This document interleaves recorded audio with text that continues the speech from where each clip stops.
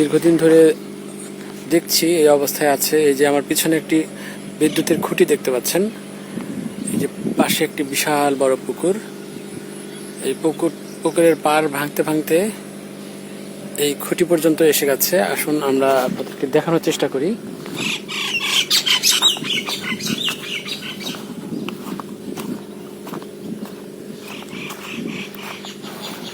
ভাঙতে ভাঙতে এমন একটা অবস্থা হয়েছে, যে কোনো সময় খুঁটিটি ভেঙে যেতে পারে।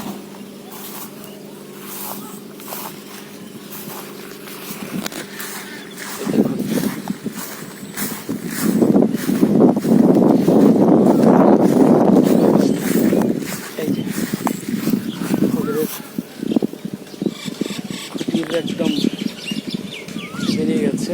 যে কোনো সময় খুঁটিটি উপড়ে পড়লে বড় ধরনের দুর্ঘটনা ঘটতে পারে, কিন্তু দীর্ঘদিন ধরে এই সমস্যা চললেও দেখার যেন কেউ নেই। এলাকাবাসী বারবার অভিযোগ দেওয়ার পরও এই খুঁটিটি ঠিক করা হচ্ছে না। জানি না কী কারণে এই অবস্থা হচ্ছে। খুবই ভয়াবহ অবস্থায় যে মানুষজন চলাচল করছে এই রাস্তা দিয়ে।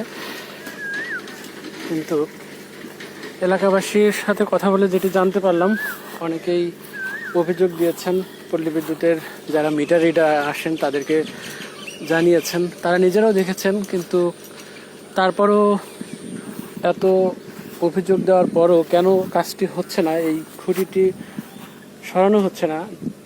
হয়তো সরানো হবে যেদিন বড় কোনো দুর্ঘটনা ঘটবে, সেদিন হয়তো এই খুঁটিটি সরানো হবে, কিন্তু তখন মাঝখান থেকে শুধু দুর্ঘটনায় মানুষের হতাহতের একটা মতো ঘটনা ঘটবে, তারপর সচেতন হবে।